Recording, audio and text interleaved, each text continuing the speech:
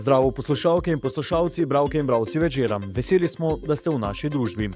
To je Večer je zjutraj, prvi dnevni informativni podcast v Sloveniji, v katerem vam predstavljamo Večerove udarne novice dneva. Danes je četrtek, 20. marec 2025. Z vami sem Miha Dajčman. V nadaljevanju, ko energija razdvaja skupnost, prebivalci občin Rogatec in Žetale proti vetrni elektrarni, nestrinjanje s sončno elektrarno tudi v Šoštanju. Kako bo Slovenija zagotovila zadostno število ljudi za obrambo? Slovenija medtem že izvaja obsežne investicije v posodobitev oboroženih sil. V umetniku, ki slike ustvarja z ognjem, ena napačna poteza pa lahko uniči vse. Naročite se na podcast, da boste obveščeni ob izdaji naslednje epizode. Vseskozi smo z vami na vecer.com. Tokrat je naša osrednja tema objavljena na regionalnih straneh. Energija razdvaja javnost. Dravske elektrarne Maribor načrtujejo postavitev 5 vetrnih elektrarn na Maclju v občinah Rogatec in Žetale, 2 na območju Žetal in 3 na območju Rogatca. V Rogaški Slatini je predvidena transformatorska postaja. Pod Donačko goro Ure. 9 družin v vaseh Log, Žahenberc in Sveti Jurij se sooča z načrti, ki jim bodo vzeli del dvorišč, postavili 4-metrski zid in v mirno naravno okolje pripeljali težke tovornjake. Ne vemo več, ali bomo sploh lahko normalno živeli, pravijo zaskrbljeni krajani, ki se počutijo izigrane. Na terenu sta bili naša novinarka Vida Božičko-Steinberger in snemalka Anja Cej. V Haloze kličemo Vido, ki je z Anjo obiskala prebivalce vasi Log v občini Rogatec, kjer bo najbližja hiša od vetrnic oddaljena 660 metrov, mimo hiš pa bo po trenutnih načrtih vodila tudi transportna pot v času gradnje. Zdravo, Vida. Zdravo. Kaj si ugotovila na terenu, kako se ljudje počutijo, soočajo z načrti dravskih elektrarn Maribor? V prvi vrsti bi rekla, da so predvsem razočarani in jezni. Saj sploh niso vedeli za podrobnosti tega projekta. Nekaj se je sicer šušljalo, nekaj se je govorilo, podrobnosti pa niso bile znane. Zdaj počasi, dobesedno iz dneva v dan, ugotavljajo, kakšne so razsežnosti. Kako daleč pa je trenutno ta projekt?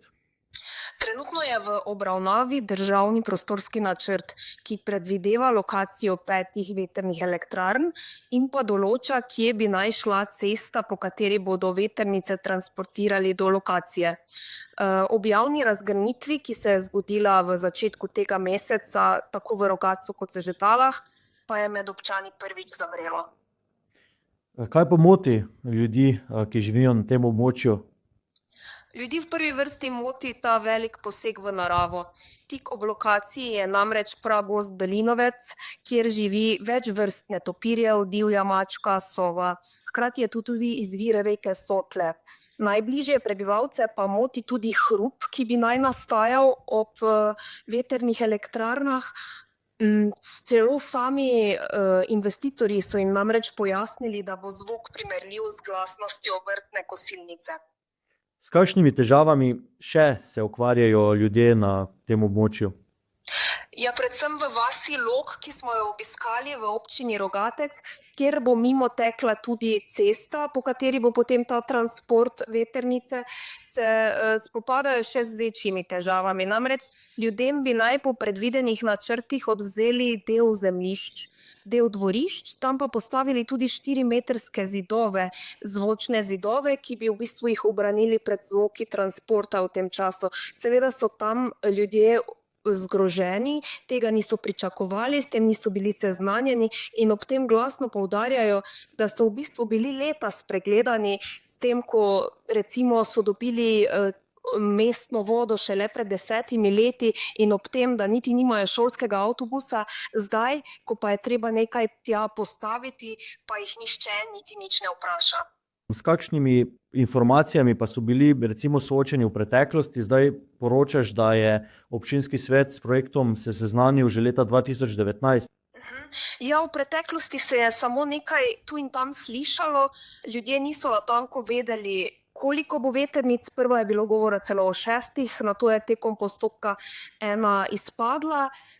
Govorilo se je tudi, da bodo najvišje morda 70 metrov, potem pa je kar naenkrat prišla informacija o 220 metrskih vetrnicah, kar pa je sprožilo veliko odpora, saj to dejansko pomeni, da bi tista, ki je na najvišji točki, prerasla vrh Donačke gore.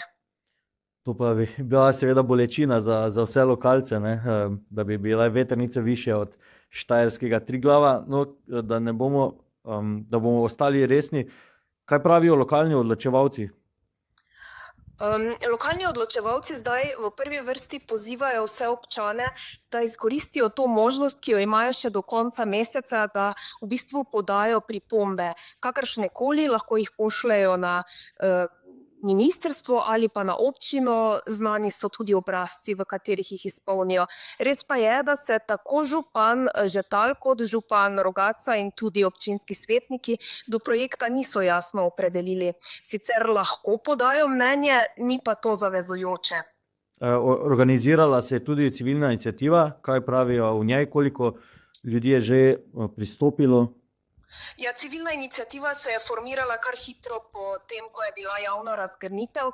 Dobesedno v 2 dneh se je začelo priključevati veliko ljudi, zdaj jih je že več kot 500 in so tudi s tem dosegli število, da so lahko formirani.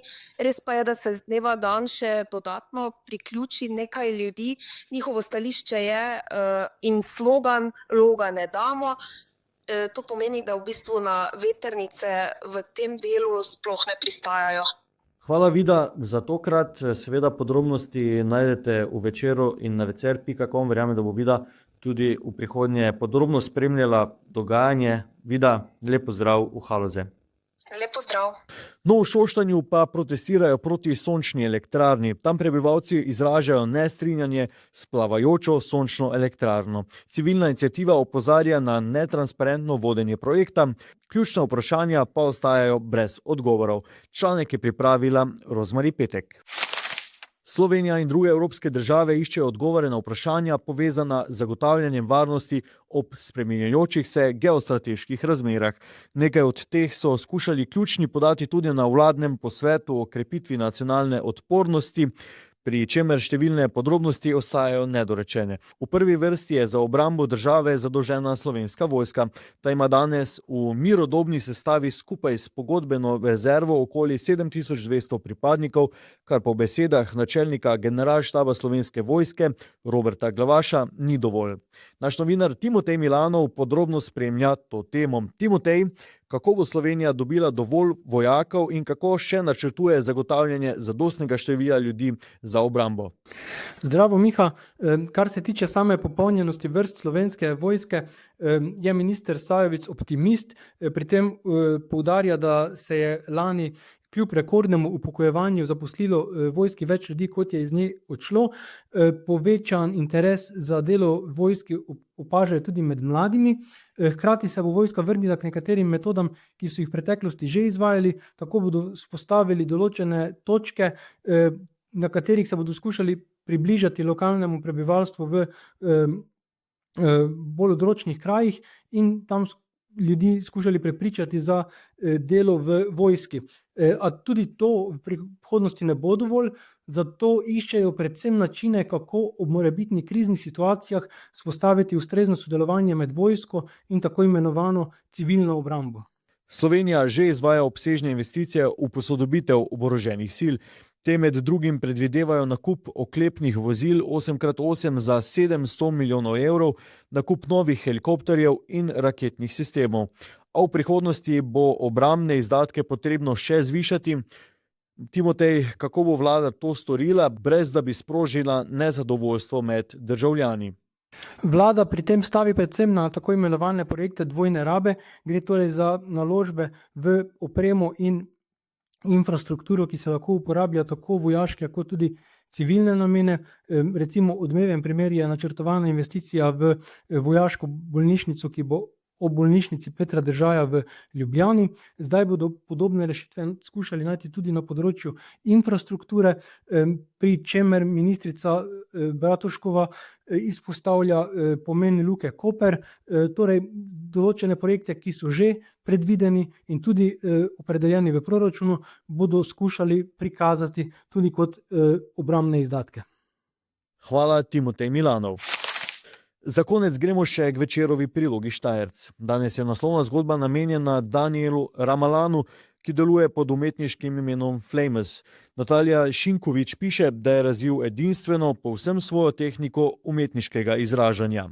Ogenj je moj čopič, plamen je moja barva in les je moje platno ter hkrati prostor. To je povedal Ramalan, ki ga je risanje prevzelo že v mladih letih, toda nobena klasična tehnika v njem ni vzbudila takšne strasti kot ustvarjanje z ognjem. Sedaj že nekaj let živi in ustvarja na Zgornji Polskavi. Pred približno 8 leti je na YouTubeu videl posnetek umetnika, ki ustvarja s tehniko pirografije, torej risanja na les, segreto žico. To je bila zanj prelomnica, saj ga je popolnoma prevzela misel, kako lahko ogenj oblikuje in spreminja površino lesa. Kmalu je tudi sam izdelal prvi pirografski izdelek in se popolnoma posvetil tej umetnosti. Na večer.com, kjer objavljamo njegovo zgodbo, si lahko ogledate tudi, kako je nastala njegova podoba svetovno znanega zvezdnika Luke Dončića. To je bil Večerov dnevni podcast Večerje zjutraj 20. marca 2025. Z vami sem bil Miha Dajčman. Opominjamo vas, da danes izide tudi naš podcast Slačilnica, v katerem se je Denis Bende Živčec pogovarjal s 5 znanimi Slovenkami, ki ustvarjajo predstavo Ženske brez filtra. Jutri, v petek, bomo z vami v daljšem formatu v podcastu Večer za vikend. Kakovostno novinarstvo lahko podprete, da se naročite na tiskani in spletni Večer, postanete naš sledilec in bralec na družbenih omrežjih, naročnik naših podcastov in newsletterjev. Tako boste podprli novinarstvo, ki prinaša avtentične vsebine, ki jih pripravljajo naši novinarji in jih drugje ne boste našli.